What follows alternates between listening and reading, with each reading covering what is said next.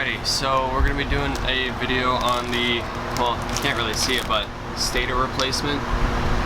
It's a new OEM Yamaha stator. My stator was only putting out, what was it, 13, 14 volts when it should be more like 17 or so. So, gonna kind of just not go super into detail on how to do everything, but just a general showing of how I get off the stator rotor or the flywheel, and then, you know, just what I do.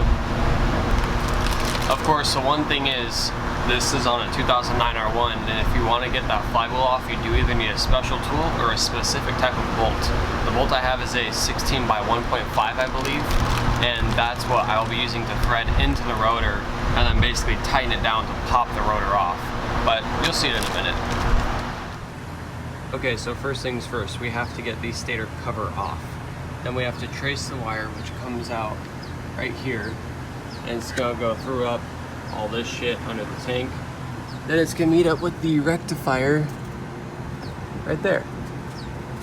You can see it. So we just gotta trace the wire. Like I said, we'll probably tear apart the tank first and get the wire out, and then we can take off the stator cover and then do that part of it.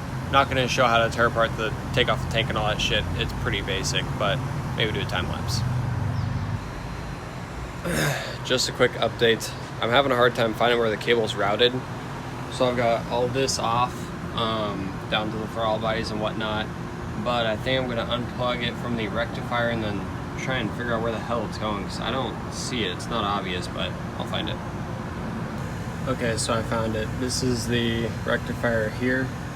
The cable routed down here through here, where this is the basically the intake system right here. So it goes right underneath it behind the radiator, and it comes up to the top of this. I didn't want to take this piece out because it's kind of a bitch to get back in, but it came through this hole right here, and the wire was routed down the side next to the throttle body.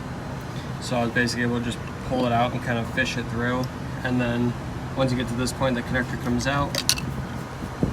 Here you have it. And then this basically just runs under here. It's gonna go around to this side and then to the stair. So easy from here. Okay, so this is the part that can get kind of tricky for some people. Basically, we've got our stator sitting behind the rotor or flywheel here. It's in neutral, so if you rotate this, it's gonna rotate the crankshaft. Sometimes people will put it in gear and then lock up the rear brake, essentially making it so that the energy from trying to get this bolt off and getting the rotor off is going to be transferred to the rear wheel, or through the transmission to the rear wheel, but you're putting a lot of stress on your transmission.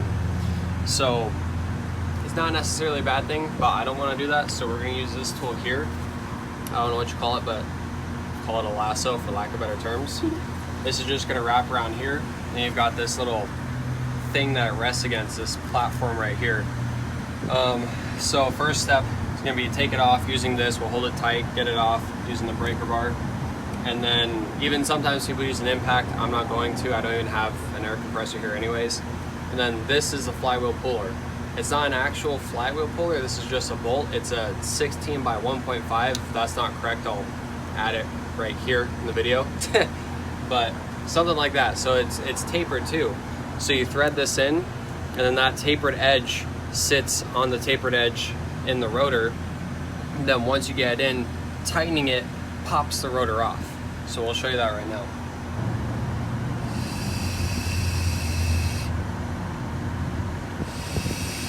Get that bike nice and smoky. Right? Okay, minor problem. It's not working. This lasso, as we've been calling it, is sliding due to oil. Should have thought of that in the first place, so we're gonna wipe that off really quick. Maybe wrap our microfiber cloth around it? No, it's okay. Once we wipe it all off, it should be fine.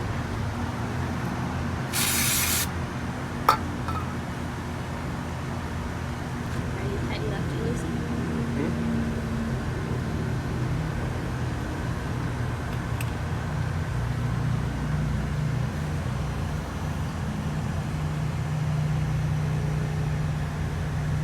There we go.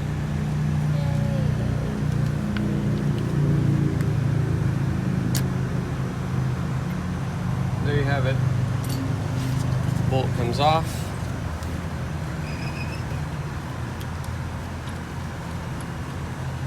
Now Yamaha also says to replace this washer here, which I'm about to show you.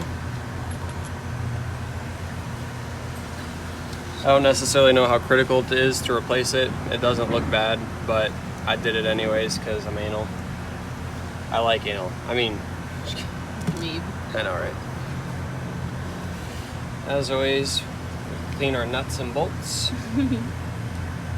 I even think you're supposed to lubricate this with oil before you put it on, but I'll be looking that up in the manual before we do so.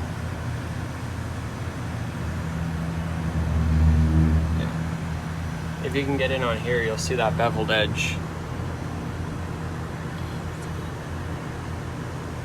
right inside there. It's kind of hard to see, but it is beveled.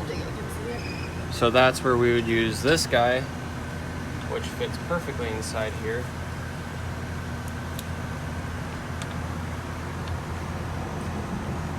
Thread this in till it stops. Then we're going to do the same thing, but we're going to tighten this bolt. Tightening this bolt is going to pop the rotor off.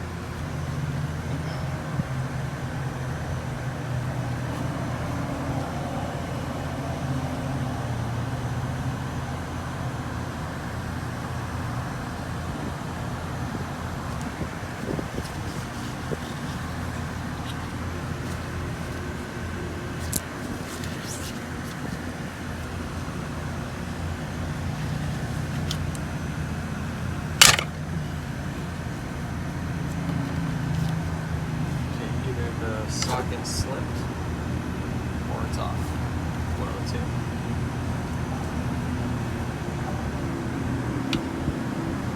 Yeah, it's off. Yay! That did not sound good. It's kind of an abrasive process. And then you got the magnets here, so this kind of be a bitch to pull off. But there you have it.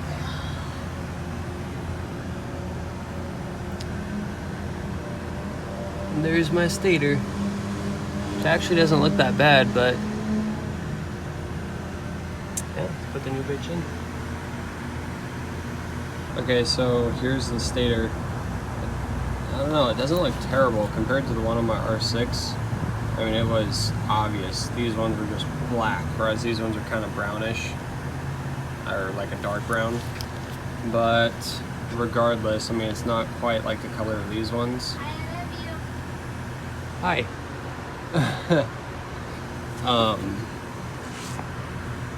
Yeah, but on the new one, obviously they're all the same color, and it's not like this one was completely fried yet. I was still getting enough volts to charge the battery, but it was more on the low end, so I wanted to replace it before I ended up getting stranded somewhere. Okay, so as you can see, we have the new stator in. Got Loctite on these, Loctite on this. Those are all torque spec down. Next, we do have to lubricate this bolt with engine oil along with the washer that goes right here. Then we'll just put the rotor on, tighten this up, use that circular holder tool once again to tighten it down, and then we'll be all done with the stator replacement. So just as before, I was able to use the tool around the rotor, then torque this bolt down to 50 foot-pounds. Either way, this is torque to spec. Next, we just have to put some silicone around here, get this seated up in there, put the gasket on the cover, and then plug it in, and we're all set. Okay, so that's it for the stator replacement. It wasn't too difficult, but if you're not mechanically inclined, I probably wouldn't recommend doing it, because you do need, I don't know if I'd say special tools, but kind of special tools, and torque wrenches and whatnot. Like I said, wasn't too difficult. Hope this kind of helped show you how to do it though, if you are attempting to do it. I mean, I would say it probably took me like 3 hours, something like that. Really, honestly, the average person would probably be a lot quicker than I am, but I had to scrape off the gasket perfectly and do it all, you know, manual about the way I do things. But that's it for that. Next, we're gonna be replacing the exhaust system with a Graves full system link exhaust. So stay tuned for that. If you have any questions as far as it goes with the stator and whatnot, whether it's on an 09 R1 or any other bike, you can always add that in the comments, and then I'll try and get back to you and let you know what I think about it. or any other mechanical questions in general, feel free to ask. That's it, guys. Be sure to rate, comment, subscribe.